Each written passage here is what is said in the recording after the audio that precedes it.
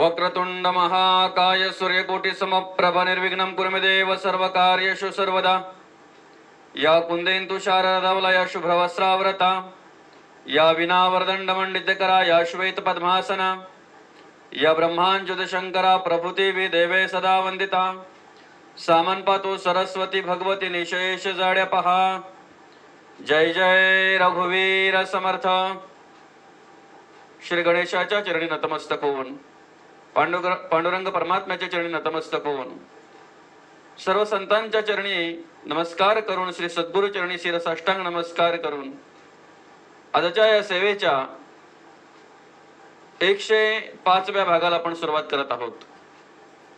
आजचा सेवेचा भाग आहे क्रमांक 105। क्रमांक 104 या सेवेच्या भागामध्ये आपण पहिल्या दशकातील दासबोधातील पहिल्या दशकातील पहिल्या समासातील 22वी ओवी तिच्यावर आपण चिंतन केलं। पूर्ण ग्रंथ पाहिला विना उगाच ठेवी जो दूषण, तो दुरात्मा दुराभिमान मत्सरे करी।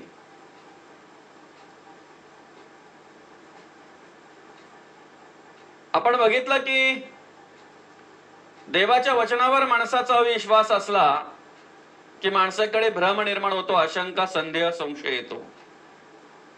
आणि एकदा काय सगळे आले की मग काय होतंय, जे साध्य करायचं ते साध्य न होता मनुष्य भरंगळाला जातो।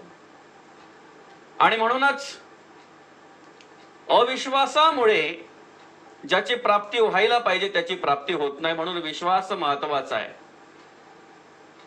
आणि मग एकदा काय माणसाकडे अविश्वास निर्माण झाला की मग ज्या वस्तूची ओळख घ्यायची, ज्या ब्रह्माची ओळख घ्यायची, त्या ब्रह्माची ओळख त्याला होत नाही, त्या वस्तूची ओळख त्याला होत नाही। त्याला कारण काय, तर समर्थाने जे काही सांगितलेलं आहे ते मागच्या ओळीमध्ये आपण बघितलं। पूर्ण ग्रंथ पाहिल्या विना, पूर्ण ग्रंथ मनुष्य पाहत नाही, पूर्ण अभ्यास करत नाही, आणि अपूर्ण अभ्यास केल्यामुळे माणसाकडे भ्रम निर्माण होतो। उगाच ठेवी जो दूषण, आणि अशा अवस्था ज्याची आहे त्याची ओळख समर्थाने त्या पुढच्या चरणामध्ये करून दिली, तो दुरात्मा दुराभिमान आणि मत्सरे करी।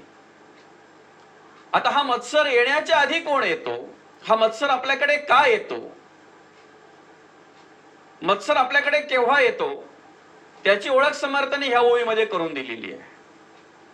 अभिमाने उठे मत्सर, मत्सरे ये तिरस्कार, पुढे क्रोधाचा विकार प्रबळे बळे। अर्थातच याची ओळख करून देत असताना समर्थ 23व्या ओळीमध्ये सांगतात की माणसाकडे एकदा काय अभिमान निर्माण झाला, अभिमान एकदा काय आला की मग तो काय करायला लागतो, तर मत्सर करायला लागतो, त्याच्याकडे मत्सर निर्माण होतो। आणि मग मत्सर आला की मग ती सगळी पिलावल ती येत असते।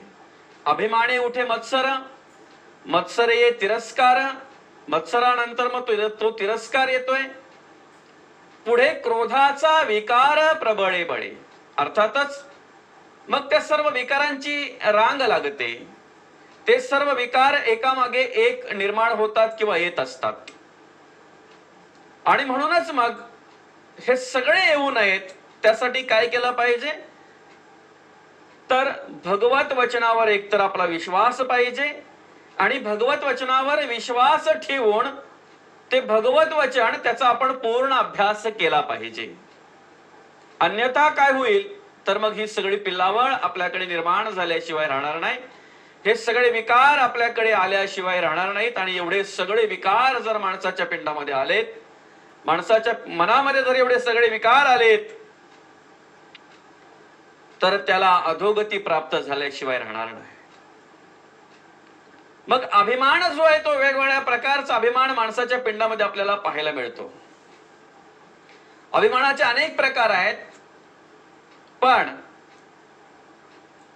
17व्या दशकामध्ये प्रकृती पुरुष म्हणून जो दशक मांडलेला आहे, त्या 17व्या दशकामध्ये समर्थांनी संपूर्ण तत्वाचं विवरण केलेलं आहे। 84 तत्वांची ओळख त्या दशकामध्ये समर्थांनी करून दिलेली आहे. आणि त्या तत्वांची ओळख करून देत असताना त्या ठिकाणी जे सुरुवातीचे 8 भाग सांगितलेले आहेत, 4 देह आहेत, 4 स्थित्या आहेत, 4 स्थान आहेत, 4 अभिमान आहेत,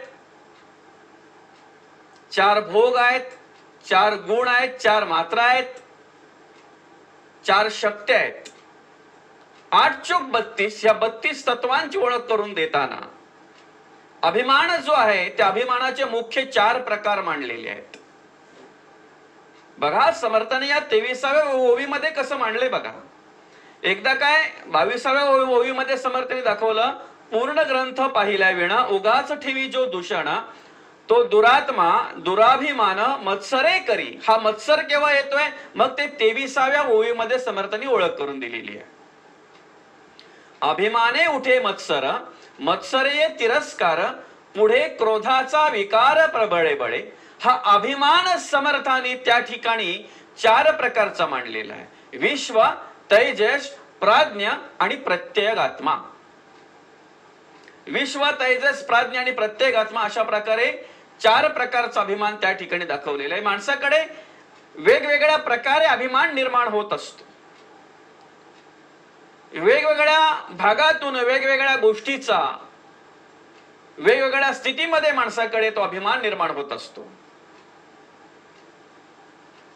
पण आयुष्यभर माणसाने एक अभ्यास करावा की ज्याचा अभिमान माणसाला असतो, ज्याचा अभिमान मनुष्य करत असतो, जो गर्व ताठा ज्या गोष्टींचा माणसाकडे असतो, ते सत्य आहे की असत्य आहे. आणि असत्य जर असेल तर असत्याचा अभिमान करून, असत्याविषयी गर्व करून, असत्याचा अहंकार धरून मग शेवटी माणसाला काय प्राप्त होणार आहे. मग अनेक प्रकारे अभिमान आहे, अनेक प्रकारे अभिमान आहे. अर्थातच जर पाहायला गेलं तर काहींना आपल्या प्रॉपर्टीचा अभिमान, आपल्या संपत्तीचा अभिमान. अर्थातच जर पाहायला गेलं तर ज्याचा अभिमान करतो ते सत्य आहे की असत्य आहे. आणि हे कुठपर्यंत माणसाला उपयोगी येणार आहे. आणि त्याचीच ओळख करून देण्यासाठी समर्थांनी श्रीमनाच्या श्लोकांमध्ये एक त्या मनाच्या ठिकाणी जाणीव निर्माण करून देण्यासाठी सांगितलेलं आहे. मना सांग पा रावणा काय झाले, अकस्मात ते राज्य सर्वे बुडाले. ज्याला आपल्या प्रॉपर्टीचा अभिमान आहे ना, त्याने जरा रावणाच्या प्रॉपर्टीकडे पाहावं. किती होतं त्याच्याकडे. आणि मग जर त्या प्रॉपर्टीचा अभिमान जर आपल्याला असेल, त्या संपत्तीचा अभिमान जर आपल्याला असेल, तर मग आपली स्थिती काय होईल किंवा आपल्याला त्याच्यातून काय प्राप्त होईल याचाही अभ्यास माणसाने करावा.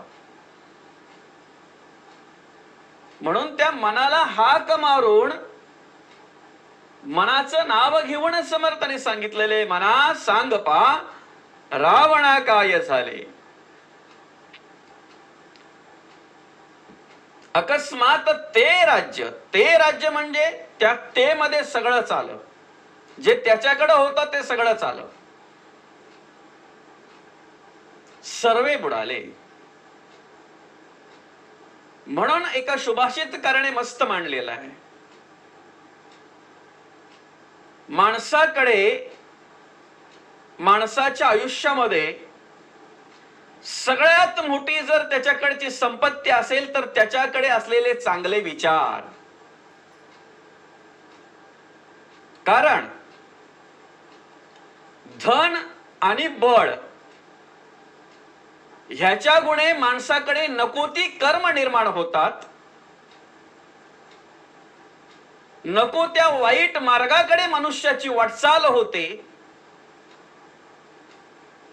धन आणि बळामुळे, पण त्याच्याकडे असलेली खरी प्रॉपर्टी, खरी संपत्ती, खरं धन, चांगले विचार, आणि ह्या चांगल्या विचारांमुळे माणसाला सन्मार्ग प्राप्त होतो, चांगला मार्ग प्राप्त होतो, सत्कर्म त्याच्याकडून घडली जातात. आणि ज्याच्याने आपल्याकडे सत्कर्म निर्माण होतात, सन्मार्ग प्राप्त होतो, ते चांगले विचार म्हणजेच माणसाची सर्वात मोठी प्रॉपर्टी आहे, सगळ्यात मोठी संपत्ती आहे. आणि शेवटी तीच कामा येते. म्हणून संतांनी मांडलेलं आहे, ज्याचा ज्याचा आपण अभिमान करतोय, ज्या ज्या गोष्टींचा अहंकार आपल्याकडे असतोय, त्या गोष्टींविषयी जरा तरी माणसाने अभ्यास करावा ना, की हे कुठपर्यंत आहेत. म्हणून संतांनी मांडलेले आहे, जन हे सारे दिल्या घेतल्याचे. त्याच्याही पलीकडे जाऊन संत म्हणतात, हे धरोणिया देती यमाची ये हाती, भूषणेही घेती काढून या. कसं मांडलंय बघा. ज्याचा आपल्याला अभिमान आहे, अहंकार आहे, ते आपल्या बरोबर देणार नाहीत. ते सुद्धा त्या ठिकाणी शोधलं जातंय, बघितलं जातंय, गळ्यात हातात काही अलंकार आहेत का, आणि ते सुद्धा काढून घेतले जातात. म्हणजे तसा अभ्यास जर माणसाने केला तर ज्याची खरी गरज आहे माणसाला, त्याचा विचार मनुष्य करत नाही.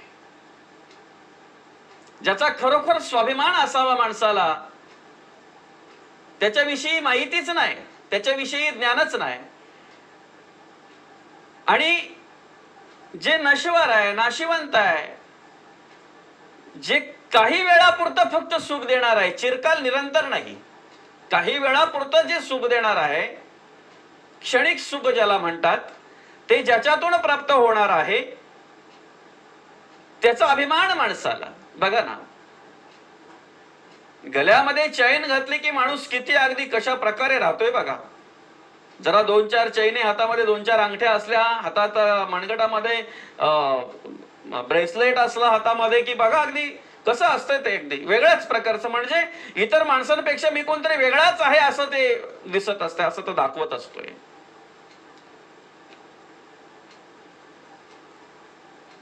मग प्रत्यक्ष ज्या वेळेला अनुभवायला येतंय,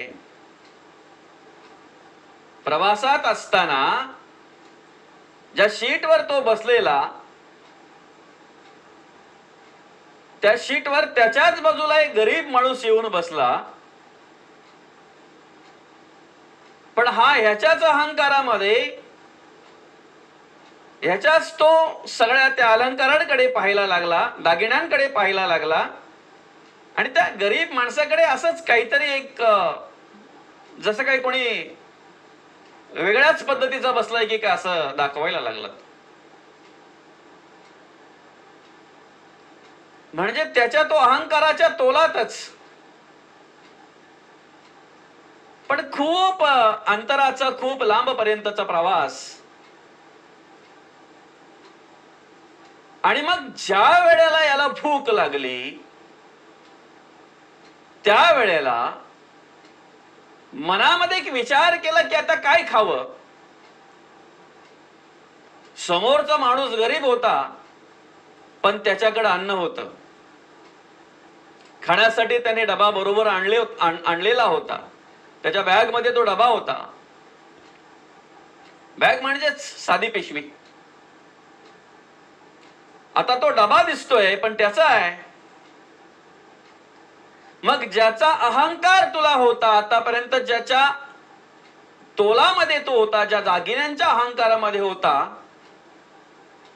ते तुझं पोट भरू शकत नाही ना.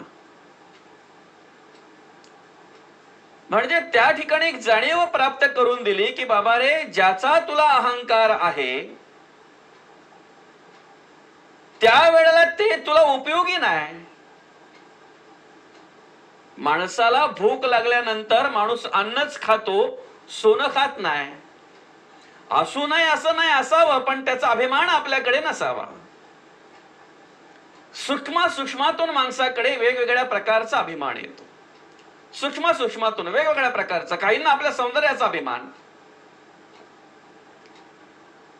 हो मी असा आहे, मी तसा आहे, सौंदर्याचा अभिमान काहींना. पण त्या ठिकाणी समर्थाने या दासबोधामध्येच एक जाणीव करून दिलेली आहे, तुझं नव्हे हे शरीरा, तो इतरांचा काय विचार, आता एक भगवंत साचार धरी भावार्थ बळे. हे शरीर सुद्धा आपलं नाही आहे, मग आपण कशाचा आणि कोणाचा अहंकार करावा. अर्थातच तारुण्य अवस्थेमध्ये लात मारीन तिथे पाणी काढीन असा म्हणणारा मनुष्य तारुण्य अवस्थेत वृद्धपणी त्याला पाय उचलत नाही, ते पाय उचलण्यासाठी दुसऱ्याला मदत करावी लागते. मग अहंकार मनुष्य करतोय कसला. जे बळ आहे आपल्याकडं, जी शक्ती आहे आपल्याकडं, तारुण्य शक्ती नानाविध प्रकारची तारुण्यामध्ये असते. त्याच्या बळाने मनुष्य सगळे काही कार्य करत असतो. पण मग वृद्ध अवस्था प्राप्त झाल्यानंतर माणसाची काय स्थिती होते. म्हणून समर्थाने मांडलेलं आहे त्या ठिकाणी की वेगवेगळ्या प्रकारचा जो माणसाकडे येणारा अभिमान आहे ना, त्या अभिमानाचा त्याग करता आला पाहिजे. त्या अभिमानाची ओळख घेता आली पाहिजे. त्या ठिकाणी तो कुठल्याही प्रकारचा अभिमान न जागा होता, न ठेवता नम्रता पाहिजे. आणि म्हणून मांडलेले ते. जर पैशाचा अभिमान असेल तर त्या ठिकाणी जाणीव करून दिलेली आहे की राजा असता मृत्यू आला, 1,00,000 कोटी कबूल झाला, तरी सोडीना तयाला मृत्यू काही. राजा असताना जरी त्याला मृत्यू आला आणि त्याने किती जरी कबूल केले, 1,00,000 कोटी कबूल झाला, तो किती देऊ शकतो, पण तरी सोडीना तयाला मृत्यू काही.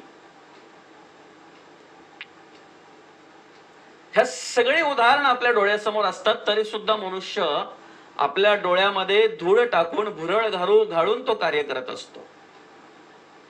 म्हणून महाराजांनी मांडलेलं आहे, नये डोळे धुरे भरोणी राहो, क्षणोक्षणी हाची करावा विचार, तरावया पार भव सिंधू, नासिवंत देह जाणार सकळ, आयुष्य खातो काळ सावधान, संत समागमे धरावी आवडी, करावी तातडी परमार्थाची, तुका म्हणे इह लोकीचे व्यवहारे, नये डोळे धुरे भरोणी राहो.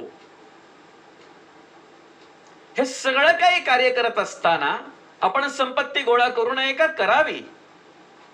आपण सोनं नाणं वापरू नये का, वापरावं. आपल्याकडे ती संपत्ती नको का, हवी आहे. जर आपल्याला ह्या इहलोकामध्ये व्यवस्थितरित्या संसार करायचा आहे, प्रपंच करायचा आहे, ह्या सगळ्या काही गोष्टी जर समाजामध्ये राहायचंय, कुटुंबामध्ये राहायचंय, म्हणजे त्या गोष्टींची गरज आहे, आवश्यकता आहे. पण हे सगळं करत असताना त्याचा अभिमान नको. आणि जर अभिमान असेल तर पुण्य कर्म घडणार नाहीत. अभिमान असेल तर 100% त्या ठिकाणी पापकर्मच घडणार. कारण एकदा तो अभिमान आला की अभिमाने उठे मत्सर, मत्सर ये तिरस्कार, पुढे क्रोधाचा विकार प्रबळे बळे. तो अभिमान सूक्ष्मातून माणसाला कसा जागा करतो बघा. सूक्ष्मातून जरी आला ना तरी तो माणसाला कळत नाही की हा कोण आहे. अर्थातच एखाद्या नातेवाईकांकडे जर कुठल्या प्रकारचा कार्यक्रम असेल आणि आयत्या वेळेला जर त्यांनी फोन करून सांगितलं तर तो लगेच अभिमान जागा होतो. अमक्याला अगोदर माहिती केलं, तमक्याला अगोदर माहिती केलं, अमक्याला आधी सांगितलं, तमक्याला आधी सांगितलं, आणि आयत्या वेळेला मी एवढा जवळच असून मला आत्ता फोन करतोय, तो सूक्ष्मातून लगेचच अभिमान जागा होतोय आणि अदवा तद्व बोलायला लागतोय. तेव्हा मग समोरून उत्तर येत आहे की बाबा रे, 4 दिवसापासून तुमच्याशी संपर्क साधायचा प्रयत्न करतोय, पण कुठल्याही प्रकारे तुमच्याशी संपर्क झाला नाही. आता एवढ्याच संपर्क झाला. तो तिकडनं क्षमा मागतोय. क्षमा असावी, पण तुम्ही आमच्या कार्यक्रमाला यावं. पण एकदा याचा अभिमान जागा झाला ना की तो अभिमान लगेच काय करतो, मत्सर येतोय. त्या ठिकाणी मत्सर करायला लागतो, तिरस्कार करायला लागतो आणि मग पुढची सगळी पिल्लावळ येते. साधं अगदीच जर पाहायला गेलं, एखाद्या कार्यक्रमामध्ये एखाद्याला थोडस काही कमी पडलं ना की त्या ठिकाणी लगेचच सूक्ष्मातून तो अभिमान येतो. पण तो माणूस विचार करत नाही की ठीक आहे, चल एवढी गडबड आहे त्याची, एवढं सगळं सांभाळायचंय त्याला, एवढ्या सगळ्याला तोंड द्यायचंय, एवढं सगळं जिथलं तिथे पाहायचंय, एवढं सगळंच नियोजन करायचंय. विसरला असेल कदाचित. किती साधा विचार आहे ना. एवढा साधा विचार जर केला ना तर त्याचं कार्य निर्विघ्नपणे पार पडलं जाते. पण हाच चांगला विचार, हाच उत्तमाचा विचार नसल्यामुळे जरा तो अभिमान आला ना की चांगल्या कार्यामध्ये विघ्न निर्माण होते. त्या ठिकाणी सूक्ष्मातून अभिमान आला तरी मग तो नवरदेवाकडे काय, नवरदेवाच्या बापाकडे काय आणि नवरदेवाच्या आईकडे काय, अजून वराडातील कोणीतरी असेल पाहुणा त्याच्याकडे काय. पण एकदा त्याला काही कमी पडलं आणि तो अभिमान त्याच्याकडे जागा झाला ना की समजाचं कार्यक्रमाची वाट लागलीच. पण त्याच ठिकाणी जर चांगल्या विचाराचा माणूस असेल ना तर तो विचार करतोय, अरे एवढं मोठं सगळं नियोजन करायचं, एवढ्या सगळ्या गोष्टी जिथल्या तिथे पाहायच्या म्हटल्यानंतर कदाचित विसरला असेल, चला आपण ऍडजस्ट करून घेऊ. हे विचार सर्वांकडेच नसतात आणि हे विचार ज्याच्याकडे आहेत ना तो खरा श्रीमंत आहे. हे विचार संतांच्या कृपेने प्राप्त होत असतात. म्हणून अभिमान हा अनेक प्रकारे येत असतो. अमक्याचा अमका, अमक्याचा अमुक तो माझा मित्र आहे काय सांगत असतो तो बघा. आता तो माणूस याला ओळखतोय की नाही ओळखतोय, पण तो सूक्ष्मातून अभिमान त्याच्याकडे जागा होतो. कोणाकडे आपल्या घराविषयी अभिमान, अख्ख्या गावात, संपूर्ण गावात माझ्या घरासारखं कोणाचं घर नाही. म्हणून संतांनी सांगितलेलं आहे, जरी तुझं असेल ना तरी एकदा तो भगवंत तुझं घर सोडून गेला ना की त्याच घरातले बोलतात, जाऊ दे आता जे पाहुणे यायचे आहेत ना ते येतील नंतर, खूप वेळ झाला. नाही ठेवू शकत. अर्थातच संतांनी मांडलेले बघा ते कफन को जब नाही होती. आपल्या अंगावर जे शेवटी कपड टाकतात ना त्याला कफन म्हणतात. खिसा नसतो त्याला. मग तरी सुद्धा मनुष्य आयुष्यभर कर्म करत असताना नको त्या गोष्टींचा अहंकार, अभिमान करत असतो. हे धरोणिया देती यमाची हाती, भूषणेही घेती काढोनिया. हे स्पष्ट संतांनी मांडलेलं आहे.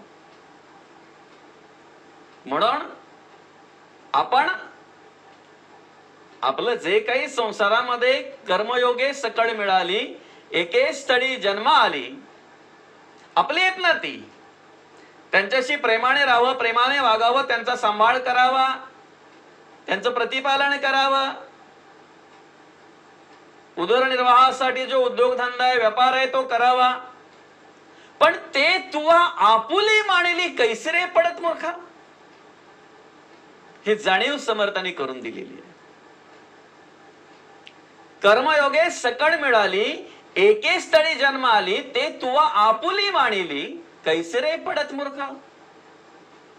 म्हणून ते पुढे मांडलेले, तुझे तुझं नव्हे हे शरीर, तो इतरांचा काय विचार, आता एक भगवंत साचार धरी भावार्थ बळे. म्हणजे सत्य आहे, जे शाश्वत आहे, जे चिरकाल टिकणार आहे आणि निरंतर चिरकाल पर्यंत तुम्हा आम्हाला समाधान प्राप्त करून देणार आहे, तो भगवंत साचार आपण भावार्थ बळे धरला पाहिजे. त्याचे विचार, त्याचा परमार्थ, त्याचा अध्यात्म भावार्थ बळे धरला पाहिजे.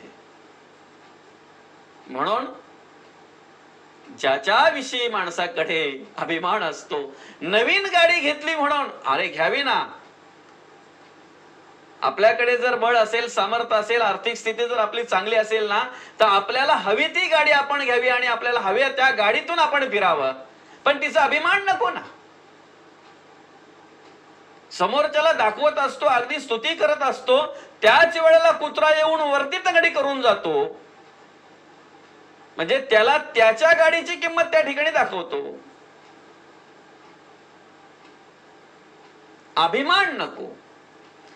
ज्याच्या गुणे हे सगळी प्रॉपर्टी, ज्याच्या गुणे हे सगळी संपत्ती प्राप्त होऊन त्याचा उपभोग घेण्यासाठी, त्याचा आनंद घेण्यासाठी जो आपल्याला बळ देतोय ना, त्या देवाविषयी स्वाभिमान पाहिजे. ज्याच्या गुणे हा संपूर्ण संसार आपल्याला प्राप्त झालेला आहे, जे ऐश्वर्य ज्याच्या गुणे संपूर्ण प्राप्त झालेलं आहे, नुसतं प्राप्त झालेलं नसून त्या ऐश्वर्याचा उपभोग घेण्यासाठी, आनंद उपभोगण्यासाठी जो भगवंत आपल्या अंतरी राहून आपली जो सेवा करतोय, आपल्याला सामर्थ्य देतोय, बळ देतोय, त्याचा स्वाभिमान पाहिजे. त्याने जर दृष्टीच दिली नाही, आपल्याला डोळे आहेत पण दृष्टीच जर देवाने दिली नाही, तर आपलं घर असून सुद्धा ते कसं आहे, किती सुंदर आहे, आपण काय पाहू शकतो? बरं, घरात आहोत की झोपडीत आहोत आपल्याला काय कळणार आहे? बाहेर आहोत की घरामध्ये आतमध्ये आहोत हे काय आपल्याला कळणार आहे? त्या देवाने दृष्टी दिलेली आहे म्हणून त्याचा आनंद आपण घेत असतो. आपल्या जिभेला चव दिलेली आहे म्हणून त्या पदार्थांची चव आपण घेत असतो. त्या अन्नाची चव आपण घेत असतो. त्या ठिकाणी चवच जर देवाने ठेवली नाही, एखाद्या वेळेला जर जीभ आपली भाजली, चटका बसला, तर काय खातोय, गोड आहे का आंबट आहे का तिखट आहे ते कळत नाही आपल्याला. एखाद्या वेळी जर चटका बसला तर, आणि त्याच पद्धतीची जीभ जर देवाने ठेवली तर आपल्याला काय कळणार आहे आपण जे खातो त्या अन्नाला चव कशी आहे ती? एवढा सूक्ष्म सूक्ष्म विचार जर आपण पाहायला गेलो तर हे सगळं सामर्थ्य, हे सगळं बळ ज्याच्या गुणे प्राप्त होतंय ना, त्या देवाविषयी आपल्याकडे काय पाहिजे? स्वाभिमान पाहिजे. त्या आनंदाचा उपभोग आपण कसा घ्यायचा, आपल्या संसारात आपण कसं राहायचं, आपण आपल्या आयुष्याची मजा कशी घ्यायची, आपण आपल्या आयुष्याचा आनंद कसा घ्यायचा, आपल्या जीवनाचा आनंद कसा घ्यायचा, हे अचूक ज्ञान ज्या संतांच्या कृपेने प्राप्त होतंय ना, त्या संतांचा स्वाभिमान पाहिजे आपल्याला. परमार्थाचा स्वाभिमान पाहिजे आपल्याला. ज्याच्या गुणे हे आत्मज्ञान आपल्याला प्राप्त झालेलं आहे त्या श्री गुरूंविषयी आपल्याला स्वाभिमान पाहिजे. नक्कीच. नसता रघुनाथ अवतार अगदीच जर पाहायला गेला तर देवच जर आले नसते, देवाने कार्य जर केलं नसतं, संतच जर आले नसते, संतांनी कार्य जर केलं नसतं, तर आज आपली अवस्था काय असते? म्हणून त्यांचे शरण आपल्याला प्राप्त झाले, त्यांचा परमार्थ आपल्याला प्राप्त झाला, आणि म्हणूनच या सगळ्या गोष्टीचा उपभोग आपण घेतोय, या सगळ्या गोष्टीचा आनंद आपण घेतोय, आपल्या जीवनाचा आनंद आपण उपभोगतोय, घेतोय. ही एक त्या देवाची कृपा आहे, त्या संतांची कृपा आहे.